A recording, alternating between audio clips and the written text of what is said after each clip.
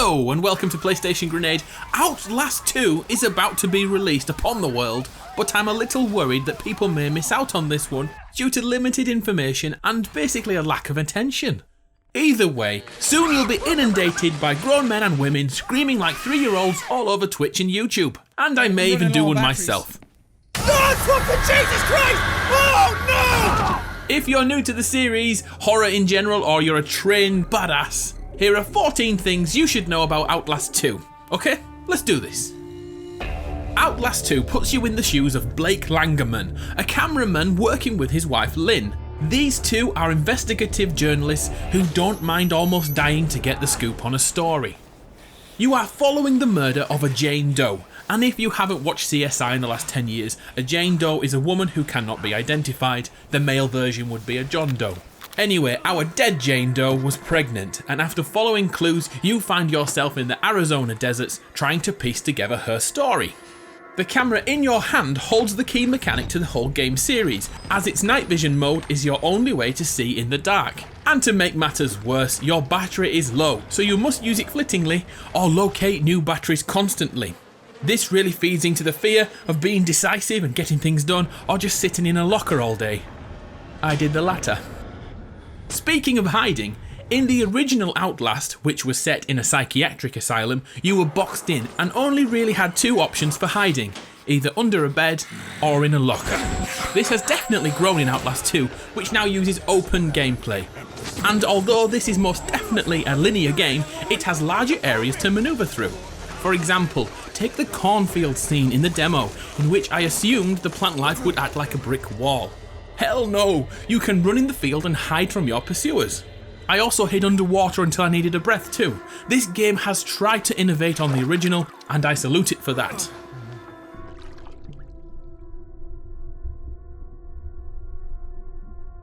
And the look behind mechanic, which was in Outlast 1, has been refined, and it's bloody brilliant now. Peering over your shoulder whilst running from a knife-wielding madman will definitely make your heart skip a beat. If you are quickly offended, I would say turn off now and avoid Outlast 2 altogether, as the advertising for this game has been ultra edgy. I'm sure you've already seen the inverted crosses on fire, of course, used in the trailer, or the room full of dead babies in the demo. Jumping on dead babies, I'm jumping on dead babies. Jump on the babies, squash squash. Or even the witch that does unspeakable things to your junk.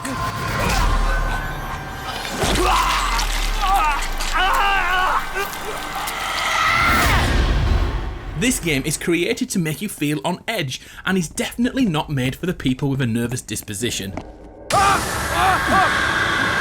Oh, and if you have a pacemaker, definitely steer clear of this one.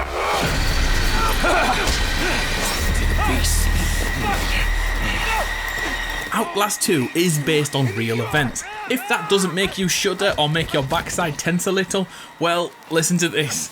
Back in 1978, a town in Guyana, which was referred to as Jonestown, was the place where 918 people lost their lives. Cult leader Jim Jones performed a ritual-based mass suicide, but some people still believe it was a mass murder and not a mass suicide. I couldn't research anymore after that because I'm all alone at home and it's pretty dark outside, and I'm now really scared of playing this game.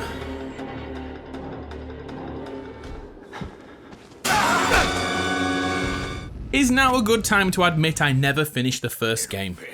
Well, it's true. I was so terrified of that big bastard Chris Walker that I had to check how the story ended online. Even though Outlast 2 has a new story and new characters, it is set in the same universe as the first game and the Whistleblower expansion too, so expect references to those titles. To prove I'm a manly man, I'm going to go back to Outlast and complete the story, and I'll upload a story synopsis for those who haven't played the first Outlast title. If you have PS Plus or Games with Gold, you may already have the original Outlast. Xbox users were gifted it in January of this year, I believe, and PS Plus users had it all the way back in February 2014. Back when PS Plus was so much better than Games with Gold. Oh, how times have changed. If you downloaded the game all those months and years ago, then play it now and prepare your mind and body for the second installment.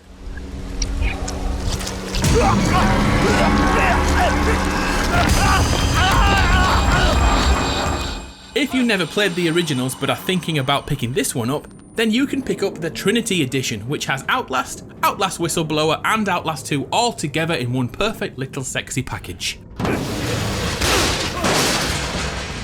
Have you spent ridiculous amounts of money on VR? I spent £350 on PSVR and really don't have anything to play on it. Sadly, there is no VR support for this title too, which I won't lie, I'm pretty happy about because I don't really want to relive the horror that I suffered in Resident Evil 7. It left skid marks on my underwear. It's likely this will change in the future, but at present you'll have to settle for your oversized television.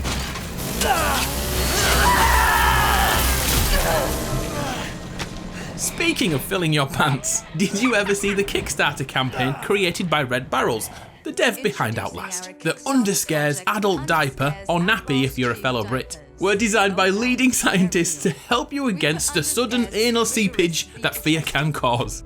If you haven't seen the Kickstarter video, it's definitely worth your time, and sadly we'll never see the real thing as they fail to reach their goal. I thought this kind of viral advertising was a great idea. Would you buy a pair? And there's even a limited edition with a wearable nightlight. Enhancements. If you're a console gamer, the thought of mid-generation upgrades are a tricky thing to fathom. But PC gamers, you know the drill already. If you have a PS4 Pro, you can use the Pro mode to enhance the game's visuals and frame rate stability too. You PC guys don't need to know that. And for those of you who are thinking about picking up a Project Scorpio, well, I'd expect similar upgraded visuals too. A couple of things worth mentioning before we end this horror fest. Expect about 10 hours of gameplay on your first playthrough, so approximately the same as Resident Evil 7. I'm expecting speedrunners to finish this game in about 90 minutes, maybe even an hour. Have you played the Outlast 2 demo, and did you see the little Freddy Krueger Easter egg? Well, he's watching you from the shadows in the first 5 minutes of the game. And if you don't know who he is, he's basically a serial killer who murders you when you're asleep. Yes, he finds you in your dreams. Just ask Johnny Depp. I wonder if this is a clue to the story.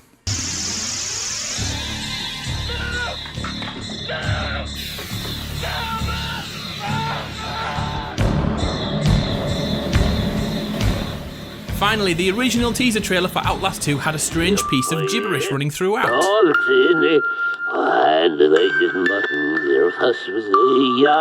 Well, I'm sure you've already figured out if you play it backwards you may get something different. And here's what you get. Children, you lovers of God and ring-straight defenders of His paradise, all our years of suffering come together now in this glorious day of peace. Peace, even in the corrupt and filthy tongue of the Romans in the Puritan city. On the 4th month and 22nd day of the 16th year of the 3rd millennium, our reckoning begins. The spider-eyed lamb waits at the harlot's breach, hungry for this world. Ready your knives, for the good earth thirsts for blood, and we, like the angels, must show no mercy. God loves you. Just to confirm, the game is released on PS4, Xbox One and PC on the 25th of April. Are you picking it up? I will definitely be grabbing this one, but I don't expect to finish it anytime soon. I may need those adult diapers. I'm Adam from PlayStation Grenade. If this was worth your time, chuck us a like and think about subscribing if you haven't already. I'll see you next time.